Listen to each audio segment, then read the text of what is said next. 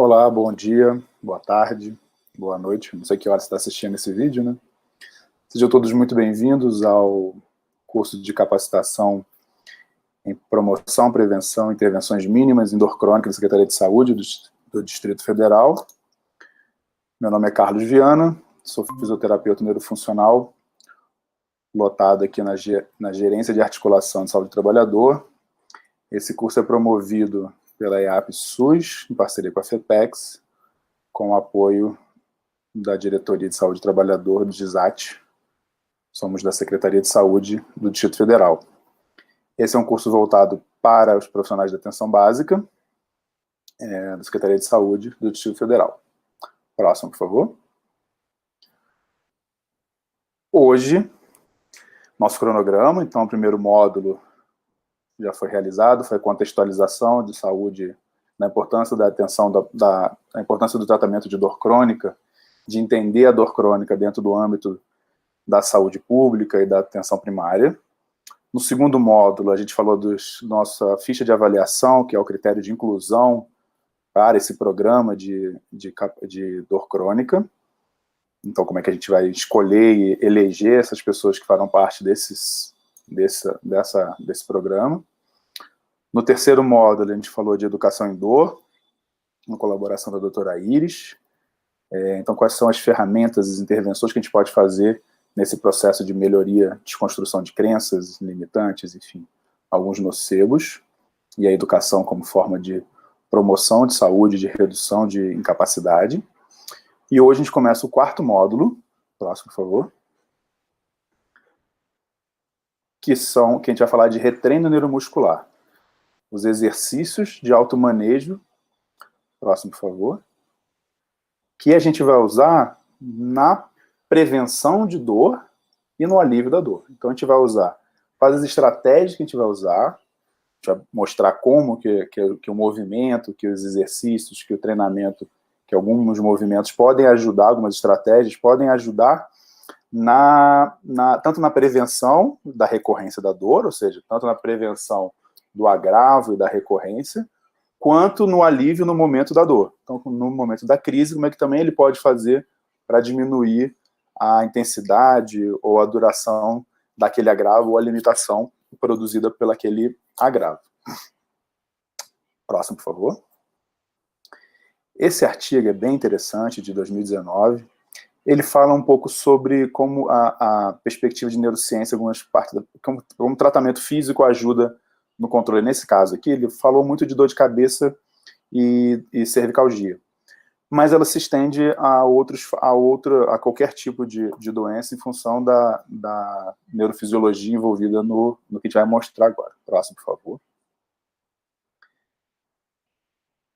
Então, qual a importância da reabilitação neuromuscular, né? Que é a atividade, que é o treino neurofisiológico, né? Que é os inputs sensoriais que a gente vai fazer de movimento, como é que o movimento pode ajudar nesse processo. Próximo.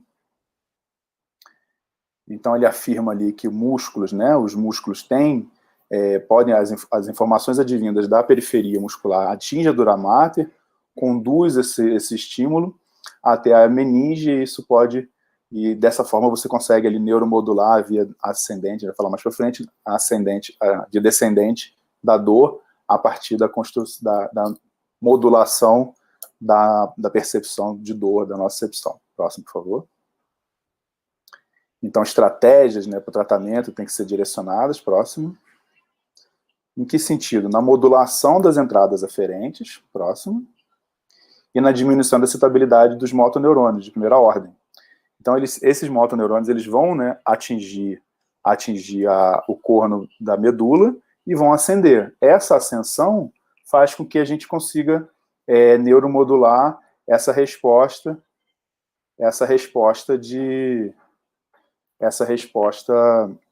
de dor que está atingindo o cérebro. Próximo, por favor.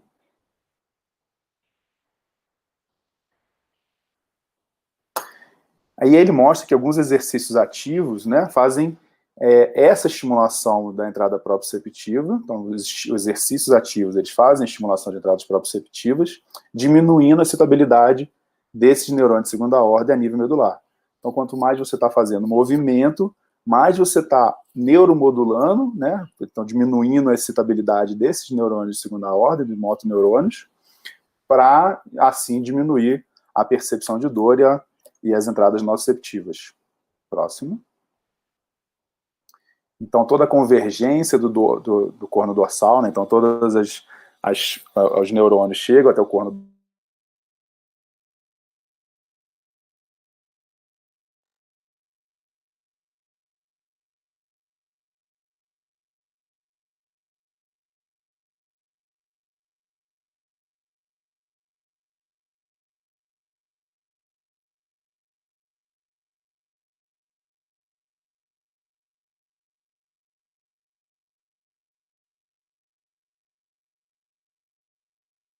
A gente, por conseguinte, a gente vai conseguir diminuir a dor que a pessoa percebe, que é a dor que a gente chama de dor referida. Ou seja, a dor referida é aquela dor, aquela percepção de dor que ele está manifestando ou descrevendo.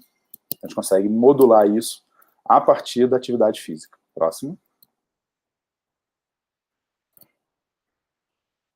Então, mais uma vez, só para explicar, a via descendente, né? Então esse material também vai ficar disponível em PDF, então para o pessoal depois de ler e quem quiser buscar, mas explica exatamente isso, essa entrada nociceptiva, diminuição da hiperexcitabilidade do neurônio nociceptivo a partir da modulação da via descendente da medula supraespinhal, né? Descendente supraespinhal, até a substância periaquidural, que está lá a nível encefálico.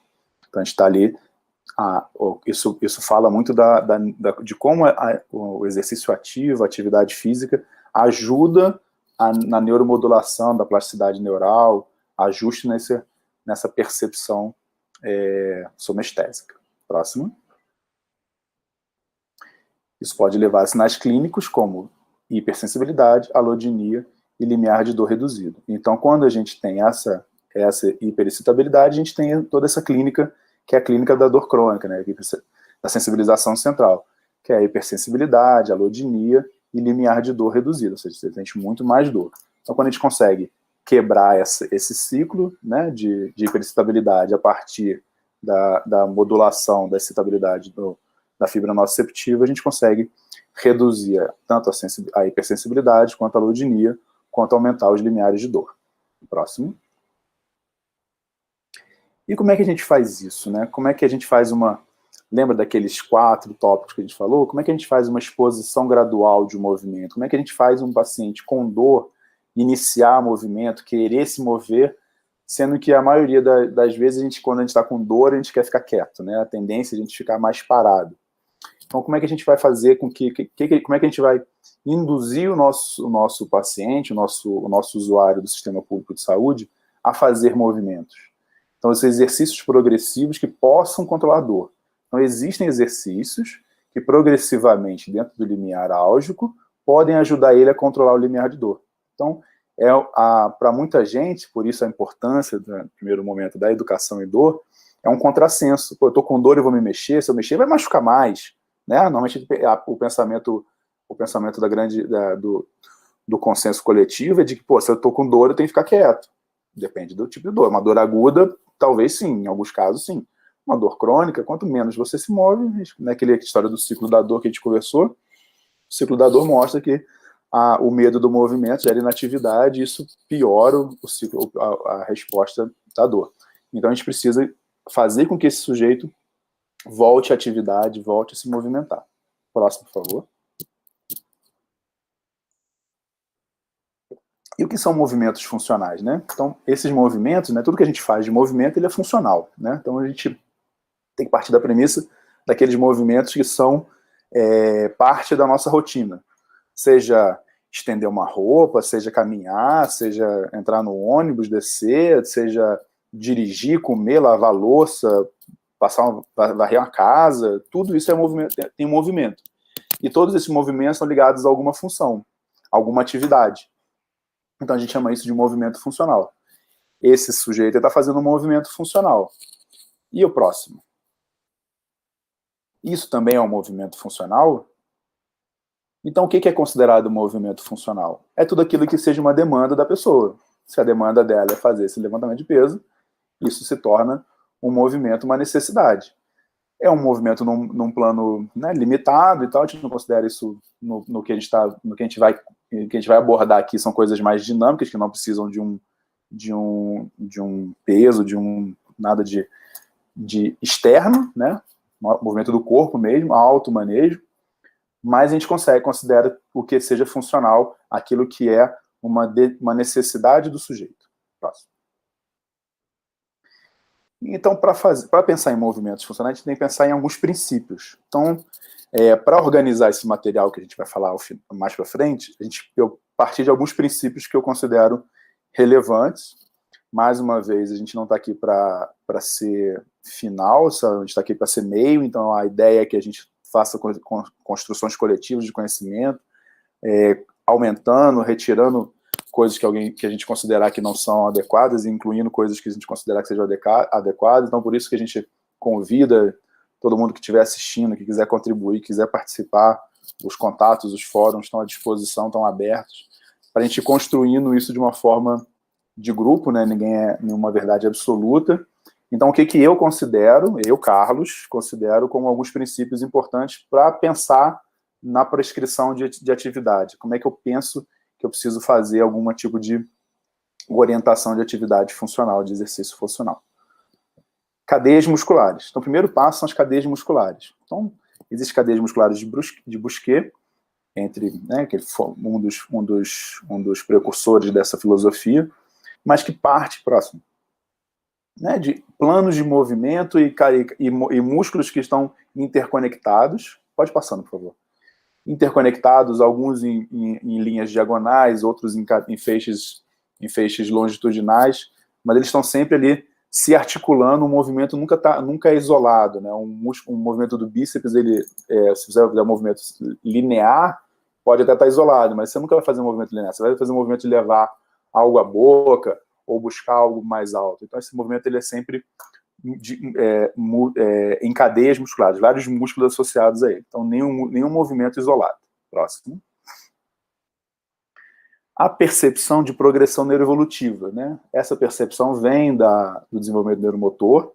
Então, a gente parte ali do desenvolvimento crânio-caudal, que é essa da criança, né? Que ela começa primeiro o controle dos músculos da face, depois cabeça e pescoço, depois membro superior, aí ela vai em controle de tronco, ela começa a sentar até ela ficar de 4 apoios, senta 4 apoios e fica de pé. E também o movimento, ele é sempre, então ele é crânio-caudal e próximo distal. Então a gente vai sempre pensar em como é que a gente organiza o movimento em cadeias musculares, segundo o princípio, de crânio para caudal e de próximo para distal. Próximo, por favor. Outros 4 princípios do exercício são esses, eles vêm em progressão, que é a propriocepção, estabilidade, mobilidade e força. Esses 4 princípios, eles estão muito atrelados a conceitos também de neurodesenvolvimento, né, de facilitação neuromuscular. Próximo. Então, o primeiro princípio é da propriocepção é a necessidade que você tem de contato, né? Então, eu preciso ter apoio, né? Então, pode ser contato manual, de alguém pegar você e direcionar o movimento, mas pode ser também o contato que a pessoa precisa ter de estar com o pé no chão, de estar com apoio, estar com a base firme, né? Tá podendo segurar em alguma coisa, perceber que ele está de posse do meio que ele se encontra. Então, ele tá sabendo para onde ele está indo. A propriocepção ajuda a gente a guiar o movimento. Próximo. O quarto princípio é a estabilidade. Então, eu não consigo gerar movimento, gerar carga, gerar força se eu não tiver uma superfície estável.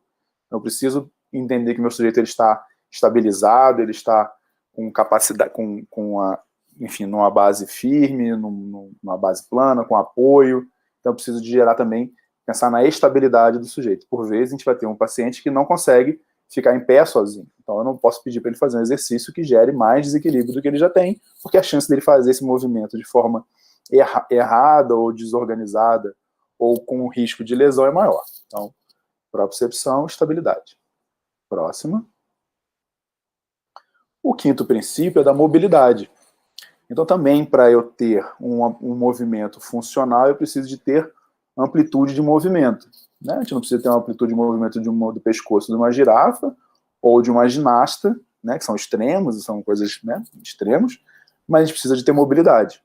Então, a gente precisa focar na mobilidade antes, por exemplo, de fazer carga, fazer resistência, né, aumentar a sobrecarga naquele segmento. Então, mobilidade vem depois da estabilidade e depois da propriocepção. Próximo.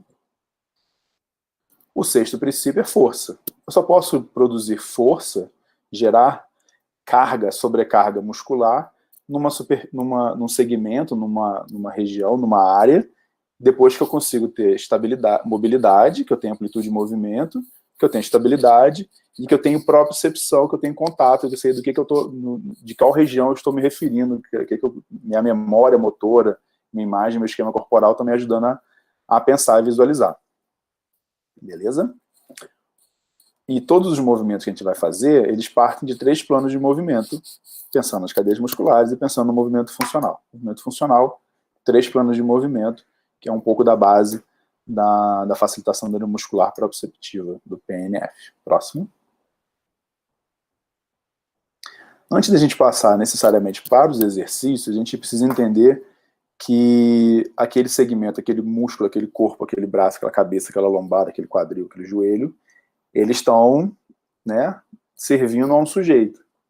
E a gente precisa ajustar um pouco de padrão respiratório. Então aqui é um adeno da necessidade, durante esses movimentos, durante esses exercícios, durante essas práticas, durante essas orientações, que o sujeito também tenha atenção à respiração. Tá?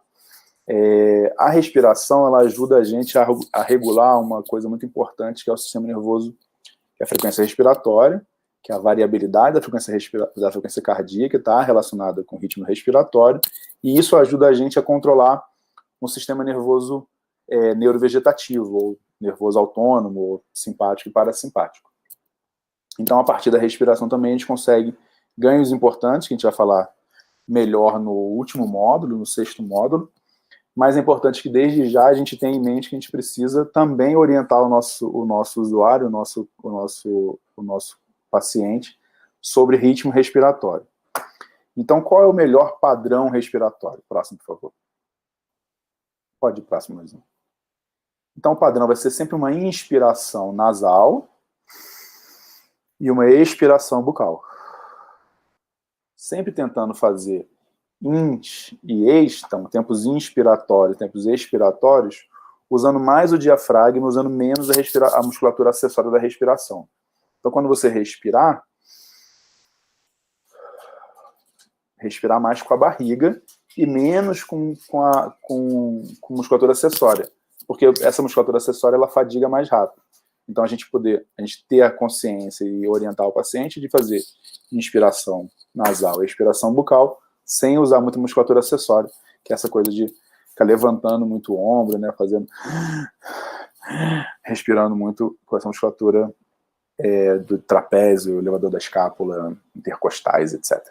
Ok? Respirações lentas e cadenciadas em inspiração nasal e expiração bucal em tempos expiratórios regulares. A gente vai falar isso no 6º módulo. Próximo. Então, vamos lá. Então, quais são as orientações de treino neuromuscular do programa de dor crônica que a gente está pondo aqui na mesa? Então, todas essas orientações que a gente vai passar agora são a ideia de ser de auto-manejo. Então, como a ideia é que a gente pegue essas orientações, essas informações, entregue ao paciente, explique a primeira vez, se possível, demonstre, se possível, fazer junto com a primeira vez, fazer junto com o sujeito para ele entender, para você ter certeza que ele entendeu, volta na história da educação em dor, e deixar aquela informação com ele, com a orientação de que ele faça de forma periódica, né, como uma estratégia preventiva, e também, no momento da dor, que ele faça também esses exercícios, as orientações, como forma de tratamento. Próximo, por favor. Então, a primeira orientação vem para para um paciente que manifesta dor de cabeça. Então, a gente fez a avaliação, passou pela avaliação, a gente identificou que o paciente tem dor crônica, e naquele mapinha lá da EMA-Dor, ele pontuou que a dor dele é mais de cabeça. Então, não foi que ele pontuou no frontal ou no occipital, apontou que a dor dele é na cabeça. Quais seriam as estratégias que a gente poderia passar para esse paciente para que ele mesmo fosse agente do processo de tratamento dele? Próximo, por favor. Então, a gente elaborou esse folder, a gente vai fazer isso em formato de folder, provavelmente em 3 abas. Não está fechado, está bem elaborado, bem discutido, pensado, mas ainda não está fechado, não está formatado ainda, formatação final, ainda vai passar ainda por uma diagramação, formatação e mais algumas revisões. Então, se por acaso tiver algum erro ali que tenha passado despercebido, peço desculpas já de antemão. Então, o que ele vai visualizar é essa página, né? Uma folha A4 com essa página. Próximo, por favor. Desculpa, volta 1, por gentileza. Então, aqui, quando eu falo de dor de cabeça, eu tenho uma figurinha aqui no canto inferior esquerdo que está dizendo mais ou menos onde que é a localização. Então, dor na cabeça. Eu quero entender que é aquilo ali. Eu estou falando dor de cabeça, é aquela região ali. Próximo. E aí eu venho com a ação educativa, em que eu falo da definição. Então, uma sensação dolorosa em qualquer parte da cabeça, desde aguda até incômoda e persistente, podendo ocorrer junto com outros sintomas. Os sintomas que podem acontecer. Então, o sintoma mais comum de cefaleia tensional são dor em forma de pressão, como se tivesse um capacete na cabeça, dor que afeta os 2 lados da nuca ou na testa, e sensibilidade excessiva nos ombros, pescoço e o couro cabeludo. Então, aquela dor de cabeça que o cara sente pressão ou uma pontada, tá? A gente não está falando de enxaqueca, está falando de dor de cabeça, cefaleia tensional, tá? Muscular, irradiando para a cabeça. Então, ele tem ali uma dor no pescoço, uma dor na cabeça, sensível quando ele encosta, pode ter, né, outros sinais fisiológicos, mas tem essa resposta dessa sintomatologia. Então, assim, a gente coloca eu tentei escrever da forma mais simples possível, mais acessível possível. Então, esse sintoma. Então, você está sentindo essa dor, uma pressão, dor de cabeça, você sente que aperta aqui, piora. Quando você aperta o ombro, piora, a dor espalha. Você aperta na têmpora, piora. Aperta onde você encosta, assim, que a dor piora, que já é aquela dor referida que a gente citou. Você pode estar com uma dor de cabeça. E aí algumas causas possíveis são falta de sono, uso de óculos de grau incorreto, estresse, exposição a ruídos altos, ou alguma coisa apertando a cabeça, ou tensão e estresse mesmo. Próximo. Então a gente explica um pouco do contexto dessa história. E qual é a intervenção no momento da dor? Então ele está com dor de cabeça agora, e ele identificou que a origem é aquela ali. Então você vai comprimir os pontos dolorosos, aquele pontinho que você sente dor, que está incomodando, que você aperta e é desconfortável, você vai comprimir ele por 1 minuto. Você pode comprimir com os próprios dedos, né? Apertando ali. Não vou entrar no porquê, mas essa compressão ajuda a diminuir aquelas entradas nociceptivas ali. Então a gente está fazendo pressão, durante 1 minuto você pressiona, segurando durante 1 minuto. O uso de compressas ajuda, tanto de frias quanto quentes, de acordo com a preferência do paciente. De novo, a gente volta lá na avaliação e a gente coloca aqui que a importância da preferência no modo de educação, a preferência do paciente é importante. Aqueles exercícios respiratórios que a gente passou, então o ritmo da respiração ajuda a aliviar essa tensão, porque você diminui a ativação simpática como resposta à dor. Então a dor tem um componente simpático associado a ela, que é uma resposta exagerada, aumentada, de hipervigilância. Então respirar tem um componente parasimpático de relaxamento e também ajuda a modular a dor autonomicamente.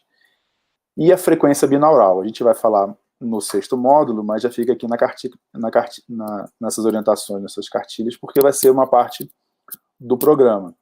Frequências binaurais é um aplicativo de celular que a gente vai fornecer para os nossos usuários, que ajuda ele nessa modulação, na neuromodulação da dor. Então existe lá uma frequência de dor uma frequência binaural, um áudiozinho, eu vou botar o fonezinho de ouvido, junto com a respiração, e essa pressão certamente vai ajudar a diminuir a percepção de dor dele naquele momento, quando ele está com dor. Próximo. E orientações de exercício para a prática diária. Então, ou seja, o que ele vai fazer no dia a dia, o que a gente recomenda enquanto promoção de saúde, né? Que ele faça como rotina, na ilha, o dia e o horário ele vai definir de acordo com a possibilidade dele, mas que faça com que ele previna a recorrência daquele desconforto, né? No caso de uma cefaleia tensional. Então, movimentos circulares no sentido horário e anti-horário, flexão para frente e para trás, então olhando para o pé, olhando para frente, então você vai fazer. Se alguém quiser acompanhar, a gente pode ir fazendo junto, eu vou demonstrar todas para ficar aqui registrado. Então, movimentos circulares no cabeça, no sentido horário e no sentido anti-horário. Flexão, olhando para os próprios pés, então flexão da cabeça, extensão cervical. Então você vai pedir para ele olhar para baixo e olhar para cima. Extensão e flexão. Inclinação lateral. Depois o alongamento de trapézio, que alonga toda essa musculatura pericraniana. Você pega a mão, né? Vamos supor que você quer alongar o lado direito, você vai colocar a mão, o braço, a mão nas costas e vai tracionar com a mão oposta, fazer uma leve tração na mão e inclinar o pescoço para o lado. Então, inclina o pescoço e faz uma tração. É um dos melhores alongamentos dessa musculatura do trapézio. Alonga 30 segundos para um lado, 30 segundos para o outro. Tá? Então, ó, traciona, inclina e flexiona. Você vai alongando toda essa região, cabeça, escalenos, suboccipitais, vai dando uma alongada boa nessa musculatura pericraniana, que vai ajudar a reduzir essa tensão dessa musculatura, que normalmente é o que vai gerar a cefaleia tensional. E mantenha os exercícios respiratórios, abdominais, e mantenha o treinamento da frequência binaural, da estimulação a estimulação a nível central com a frequência binaural. Próximo.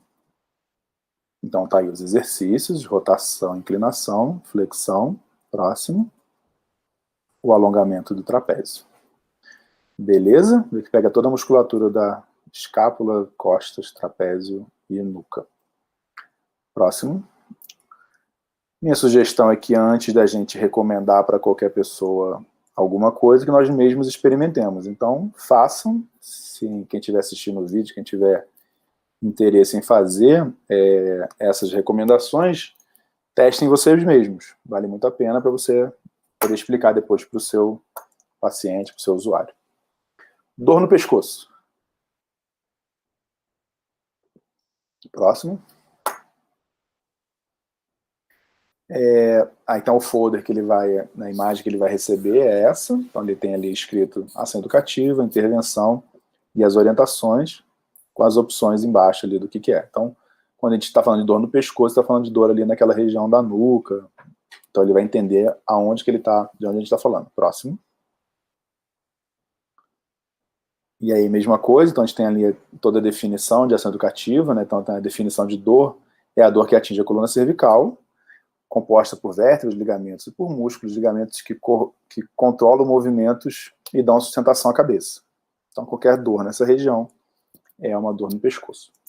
Os sintomas, então dor na nuca, que pode irradiar para os ombros e braços, rigidez na nuca, desconforto no movimento da cabeça, dor de cabeça, tonturas, mudanças de posturas, alterações musculares, de força, sensibilidade, dormência, podem ser alguns sintomas de uma dor, uma cervicalgia, né, uma dor de pescoço. A gente chama de cervicalgia.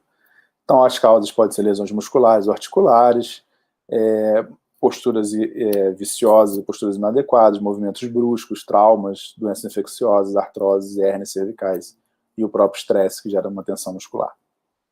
Próximo. Então sempre vai vir essa ação educativa e sempre vai vir uma orientação de intervenção no momento da dor.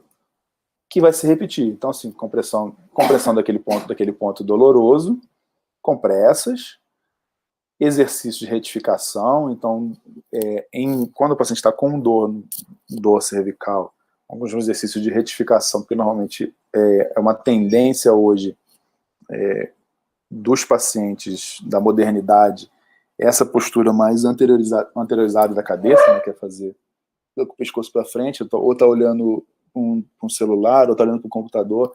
A gente tende a anteriorizar, isso gera uma série de disfunções biomecânicas aí no complexo trigêmeo cervical, aqui na base da nuca, que gera dor. Então, esses exercícios de retificação, a gente vai falar daqui a pouco, ajudam muito nesse relaxamento, reposicionamento e diminuição da via ascendente aí de dor.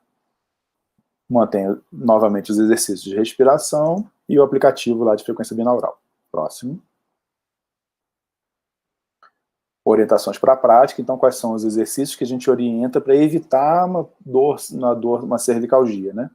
Uma dor no pescoço. Próximo, por favor, que eu já vou mostrar na prática ali. Então, você vai ficar de pé, encosta numa parede, né? Que você consiga apoiar a cabeça, e você vai fazer um movimento com o queixo para trás, exatamente para deslizar e fazer essa retificação, esse encaixe do pescoço. Então, você está... Normalmente a pessoa vai estar aqui, encosta a cabeça não vai encostar na parede, tenta encostar e encaixar. Às vezes você usa a mão para orientar, como está ali. Você retifica. Beleza? Próximo. Outro exercício recomendado é você pegar uma toalha, um lençol, alguma coisa assim, você coloca na base da cabeça. Deixa eu arrumar uma toalha aqui, fake toalhas. Pega a minha toalha aí, mano.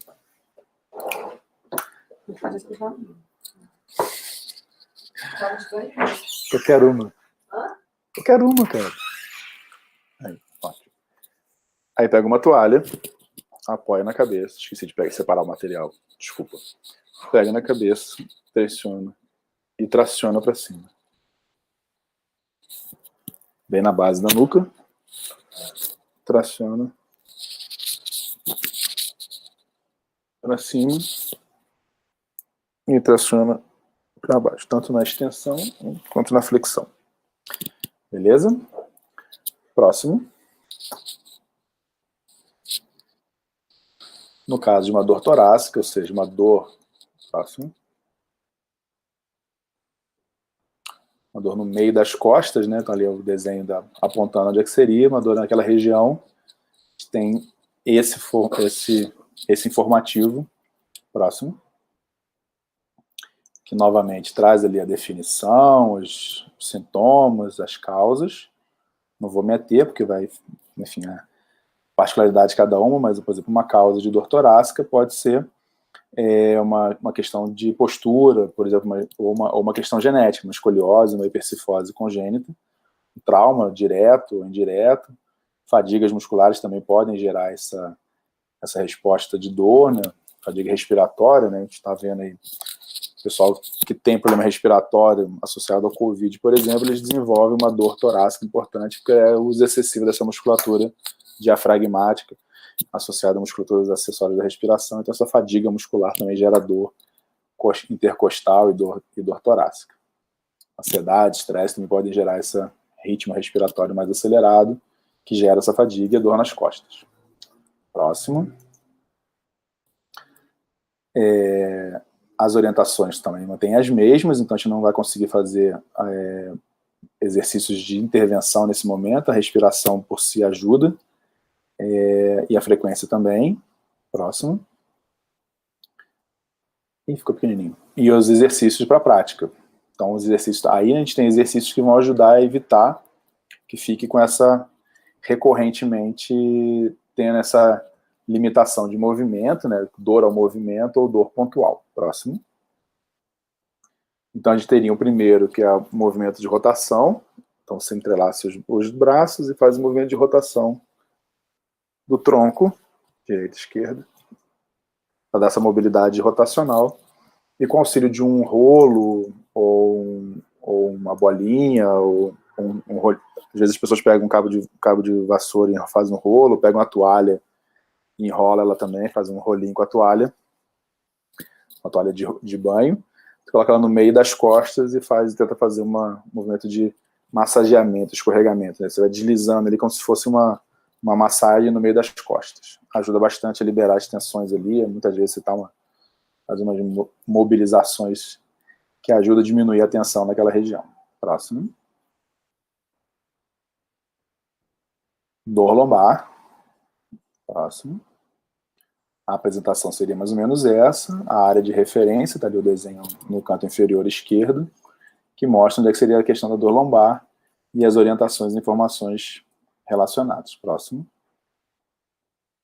Então, a definição, os sintomas, novamente a gente, né, mantém ali aquelas mesmas...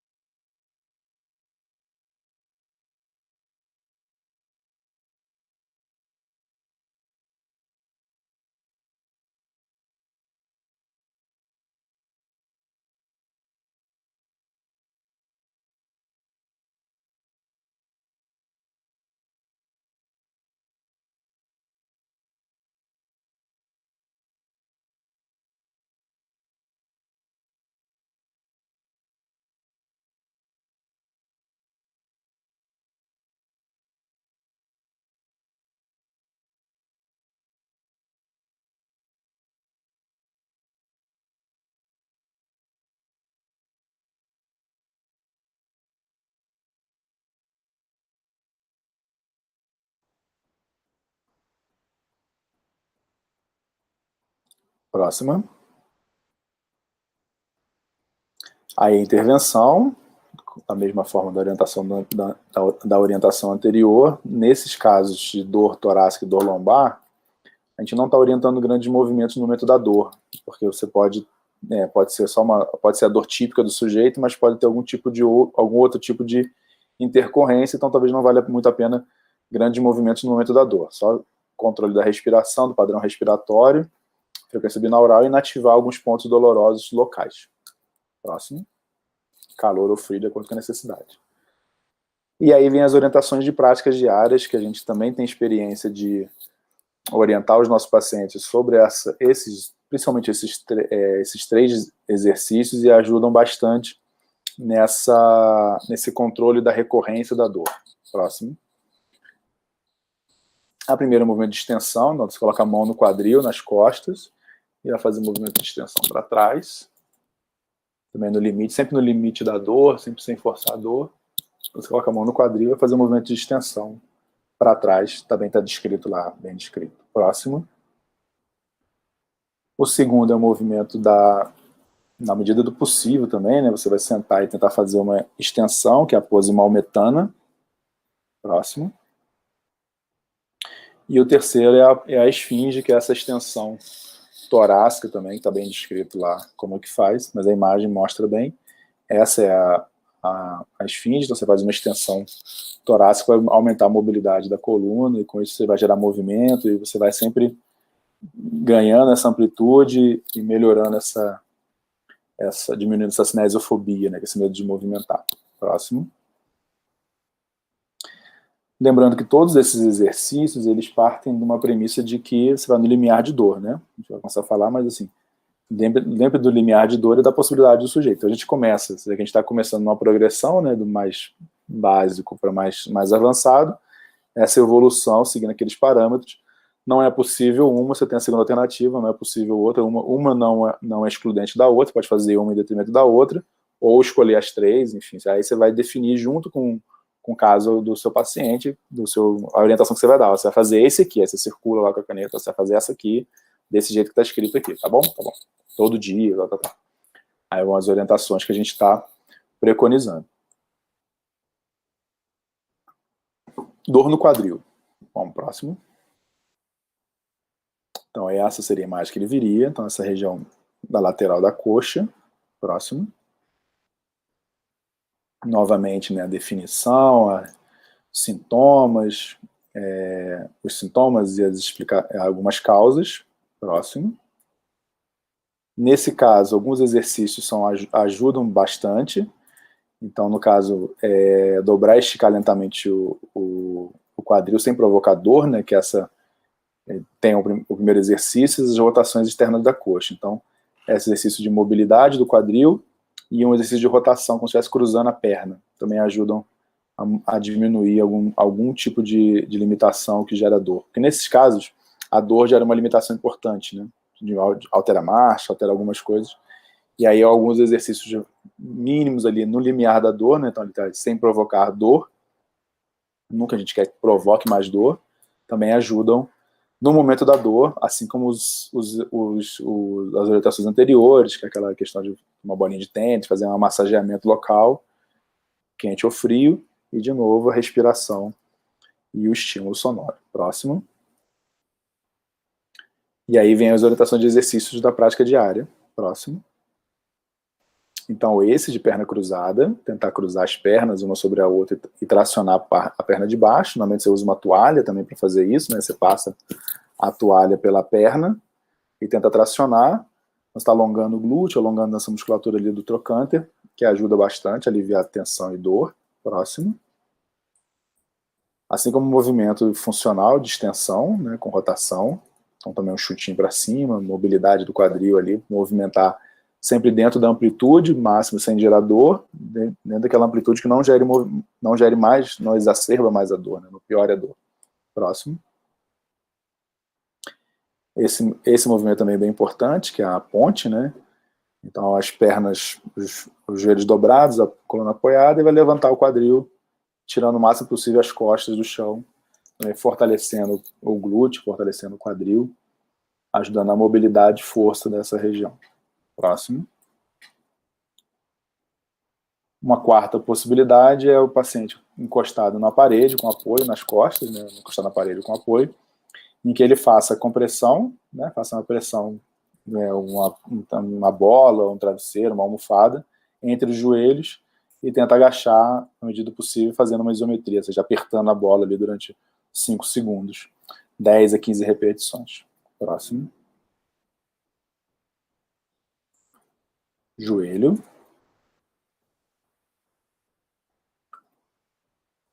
Uma orientação que não está, que a gente coloca ali de 5 a 10, mas é importante a gente salientar que essa quantidade de repetição vai ser de acordo com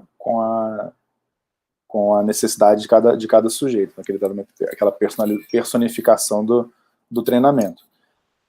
Mas um mínimo de 6 repetições, teve um estudo que a gente ajudou a fazer, que o aprendizado, a memória, né, o aprendizado ali a nível eletroencefálico, que é quando você sai de uma frequência beta de memória, atenção, de aprendizagem, para uma frequência alfa, que é um automatismo, a gente precisa ali de, no mínimo, 6 repetições. Então, qualquer coisa menos de 6 já vai ser mais difícil. Então, de 6 para cima, ajuda a reter essa informação, a reter essa memória, gerar esse aprendizado, que é o foco principal do exercício da prática diária, é o aprendizado. Então, oriento acima de 6 repetições, no mínimo de 6 repetições. Então, no caso de dor no joelho, está ali o exemplo também, a ilustração de onde seria. Próximo. Mesma coisa, então, a parte educativa, de definição, de descritores e causas. Próximo. Possibilidade de intervenção, nesse caso você tem um movimento que você pode fazer, né, que é de dobrar e esticar lentamente o joelho, e todas as outras anteriores já mencionadas. Próximo. Em seguida vem a orientação da prática diária, descrito ali tentei descrever o máximo possível. Próximo. E aí seriam 4 exercícios. Então esse primeiro é o paciente deitado fazer uma flexão e extensão, né, dobrar e esticar a perna, no limite, tentando arrastar o calcanhar em direção ao quadril, no limite da dor também, sem forçar na dor. Às vezes ele vai levantar só um quadro de uma artrose muito importante no joelho, ele vai levantar só um pouquinho e vai voltar, não vai conseguir fazer grande amplitude, ou seja, não vai conseguir dobrar muito o joelho, mas ele vai no limite que ele conseguir fazer sem gerar dor. Próximo. Outra opção é esse exercício sentado numa cadeira e fazer a extensão, ou seja, chutar para cima o pé, né, esticar o joelho. Também ele flexiona o máximo, põe o pé apoiado no chão e chuta para cima, estica o joelho. Também ajuda nesse movimento de amplitude, de força. Próximo. Lembrando que nesse caso ali a gente vai ter, né, sempre, a gente tentou sempre trazer ilustrações que mostram essa questão da estabilidade, nessa questão do movimento funcional, o movimento está sempre em cadeia muscular, tem ali uma superfície de apoio gerando estabilidade, promove mobilidade, por conseguinte força. Mesma coisa com apoio na cadeira, né, esse é o terceiro exemplo, que a gente faz na flexão do joelho, você dobra o joelho levando o calcanhar em direção ao quadril, ao bumbum, também ajuda nessa questão da mobilidade, tem estabilidade, gera mobilidade e ganho de força, além de diminuir, melhorar a propriocepção e diminuir a cinesiofobia. Próximo. Uma quarta possibilidade é o paciente encostado na parede e fazer um agachamento, né? Então, pé apoiado no chão, tentar fazer um agachamento, lembrando que sempre tentar, sempre pensar na segurança do paciente, se aquele movimento é seguro, se ele tem um ambiente controlado, em que ele consegue ajustar aquilo para não correr o risco de cair, de fazer uma queda. Então você vai escolher junto com ele, já está em contato direto com o paciente, você vai escolher junto com ele qual desses é mais indicado à questão ambiental, circunstancial de cada um. Próximo. Acho que é um dos últimos, o ombro. Próximo. Isso é o que ele vai visualizar, né? Que é eu tentei botar cada um com uma cor para a gente tentar diferenciar um pouquinho. Então, no caso do ombro, próximo. Ação educativa, próximo. As causas, sintomas. As orientações, então tem um movimento ali de orientação no momento da dor, que é um movimento que é um exercício que a gente chama de Codman, né? Exercício de Codman, que é o exercício de rotação do ombro, horário e anti-horário, está descrito aí, o exercício de Codman. Próximo. E as orientações para a prática diária. Próximo. Nesse caso, está orientando 3 exercícios. Um, você vai pegar um bastão ou uma toalha e fazer 2 intervalos de extensão, né? Tentar levantar na amplitude até atrás da cabeça e volta, deitado no chão, para estar com as costas apoiadas e fazer movimento isolado só nos braços, então, da perna, saindo da perna até a altura do peito, e do peito para a cabeça. Próximo. O segundo é esse movimento de você pegar a toalha, né, com as 2 mãos, atrás das costas, e aí você faz um movimento tanto anterior, de subida, e você força o ombro, nesse caso, forçando esquerdo, quanto de descida, você faz alternando direita e esquerda, depois você inverte, troca os braços, quem está para cima para baixo, quem está baixo para cima. Também ganha amplitude e força nessa articulação do ombro. É bem bacana esse. Próximo. E o terceiro é aquele que a gente orientou durante um momento de dor, que é o exercício de Codman, que é esse movimento de rotação, jogando o quadril para frente ou para trás, você ajusta a linha do quadril, para dar essa possibilidade de você fazer um movimento rotacional com o ombro rodando o braço inteiro. Horário e anti-horário. Próximo. Próximo. Então, o manejo orientado de exercícios que a gente tentou, que a gente buscou fazer aqui foi isso, né? Então, 6 etapas, né? 6 caminhos para a gente, 6 princípios que ajudam a gente a prescrever um exercício. Então, pensar no controle progressivo da dor, orientar sobre a melhor forma de respirar, consciência corporal e ajustes posturais. Então, a gente tem que pensar nos ajustes posturais e consciência corporal do paciente para ter segurança na técnica. Orientar, esclarecer os benefícios do exercício de automanejo que a gente está preconizando e passando para o usuário. Mostrar os exercícios, como os exercícios são importantes na preservação do movimento e trazer esses exercícios para uma atividade funcional. Então, os exercícios sejam funcionais. Então, esses 6 processos ajudam a gente a entender como é que a gente está passando a orientação, o movimento, o que a gente está orientando para que ele consiga sair do momento de dor importante até no final em que ele consegue fazer os exercícios de forma funcional, o movimento funcional dele, sem limitação, que a dor não cause incapacidade para esses pacientes. Próximo. Bom, essa foi a ideia de hoje. Estamos aí à disposição para alguma pergunta, caso haja. A ideia foi essa, da gente orientar, deixar alguma coisa com o paciente. Naquela primeira abordagem, a gente fez uma avaliação, a gente identificou que o paciente tem quadro de dor crônica, mapeamos, localizamos a dor, identificamos a intensidade, a frequência, e a gente precisa educamos ele em relação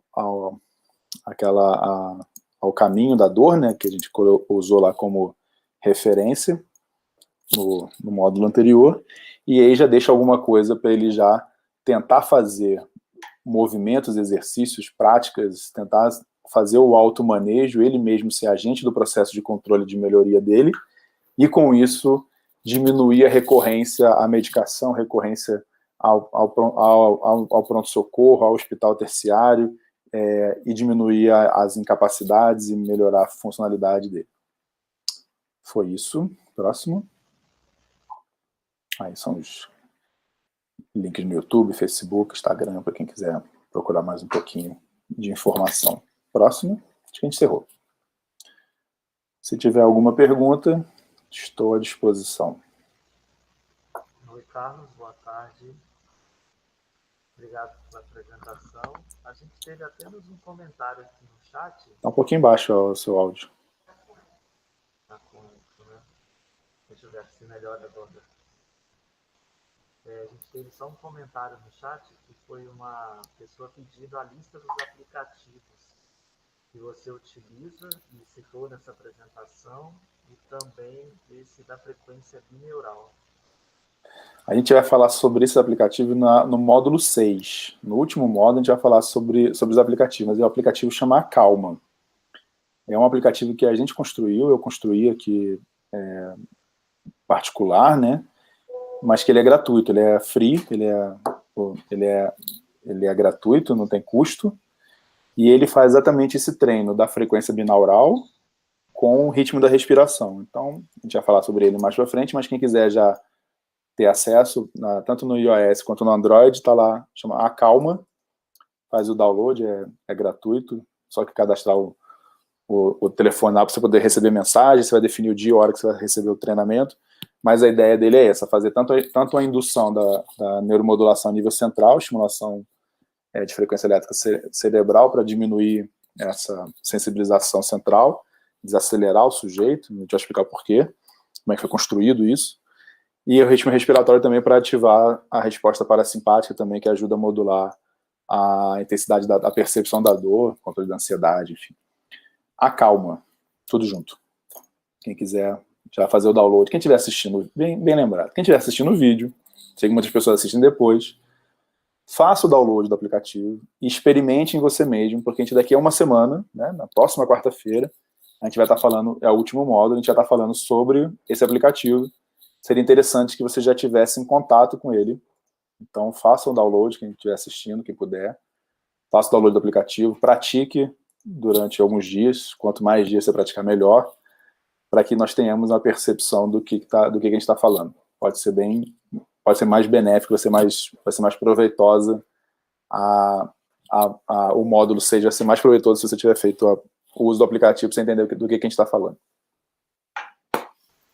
Obrigado, Carlos. Basicamente foi esse comentário que a gente teve, e só reforçando, né, que o próximo módulo é no dia 22 de março, às 14 horas, com o tema de associação de práticas integrativas. Não é isso? Isso. No próximo módulo, no módulo 5, a gente vai ter um convidado externo, que é o professor Marcelo, que é instrutor de algumas práticas da PIS, né, das práticas integrativas da Secretaria de Saúde, e ele vai fazer essa relação entre a atenção básica e as práticas integrativas como uma ferramenta aí de interação e retroalimentação que eu acho muito importante, muito, muito necessária, e a gente vai falar sobre isso no próximo dia 23. Carlos, só mais uma pergunta que chegou para a gente agora, vou transmitir ela para você. O João Paulo pergunta se você conhece algum estudo de cinesioterapia acompanhada por fisioterapeuta comparada com automanejo. Tem sim. Eu não citei aqui, porque a gente usou ele num outro curso que a gente fez sobre só de cefaleia. Então ele fazia uma comparação entre o sujeito fazer exercício sozinho e o sujeito fazer com terapia manual, né? Então cinesioterapia, terapia manual. A diferença de evidência foi muito pequena, não teve muita diferença entre o cara pegar ali imobilizar a cabeça do paciente, ou fazer um exercício ativo, né, passivo no caso, o terapeuta fazendo para o sujeito, e o sujeito fazendo sozinho, não teve diferença significativa estatisticamente. A gente sabe a importância do contato manual. Então, assim, botar a mão no paciente ajuda muito. Muitos pacientes falam que assim, o fato de você botar a mão nele ajuda muito. Teve um estudo que a gente ajudou a conduzir aqui de Brasília, o Dr. Wagner, que a gente mediu a atividade elétrica do cérebro do paciente, então, em três momentos, né? Ele fazia, era uma tese de